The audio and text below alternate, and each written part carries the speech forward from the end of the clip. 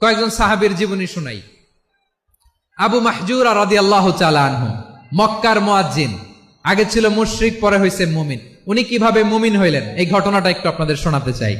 তা আপনাদের তো সময় নাই হাতে, হ্যাঁ সময় আছে? আবু মাহজুরা রাদিয়াল্লাহু তাআলা আনহু কিভাবে মুসলিম হলেন আওয়াজ করে শুনেন।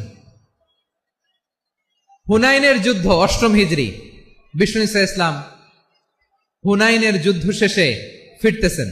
পথিমধ্যে বেলাল রাদিয়াল্লাহু তাআলা আনহু হুনাইনের যুদ্ধে ৮ম হিজরি। কত হিজরি সবাই বলেন না একটু, কত হিজরি? ৮ম হিজরিতে হুনাইনের যুদ্ধে রাসূল সাল্লাল্লাহু আলাইহি ওয়াসাল্লাম ফিরে আসতেছেন মদিনায়। পথিমধ্যে বেলাল রাদিয়াল্লাহু তাআলা আনহু আজান দিচ্ছেন। কি দিচ্ছেন? তো পাশে ছিল মুশরিকদের একটা পল্লী, কিছু মুশরিক তরুণ, কিছু অমুসলিম কিশোর, তারা আজানকে ব্যঙ্গ করতেছে। আমাদের বাংলায় মুখ ভেঙ্গানো বলে আর কি। বেলাল রাদিয়াল্লাহু তাআলা আনহু আজান দিচ্ছেন, ওই বাচ্চাগুলো মুশরিক, তো ওরা আজানকে ব্যঙ্গ করতেছে, বিকৃতি করে ওরাও আজান দিচ্ছে। উদ্দেশ্য হচ্ছে আজানকে নিয়ে ঠাট্টা করা। উদ্দেশ্য কি? ঠাট্টা করা। ব্যাপারটা মনে কষ্ট পাওয়ার মতো ব্যাপার না? কিন্তু বিশ্বনবী ওইখানে দেখেন কি খুঁজলেন। বিশ্বনবী খেয়াল করলেন অমুসলিম কিশোরদের মধ্য থেকে একটা কিশোরের গলাটা বড় দরাজ গলা, কণ্ঠটা বড় সুন্দর।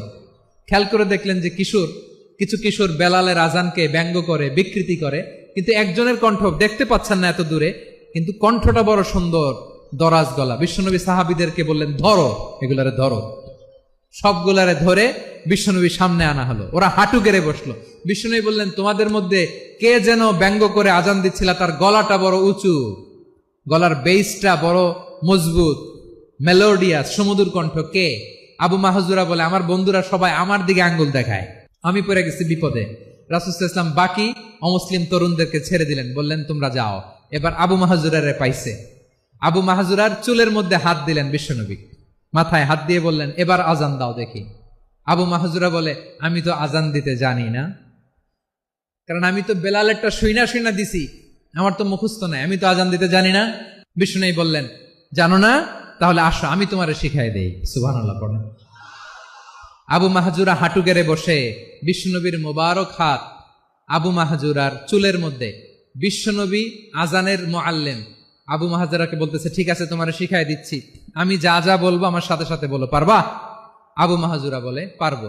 বিশ্বনবী আজান দিচ্ছেন, মাথায় হাত দিয়ে আল্লাহু আকবার, আল্লাহু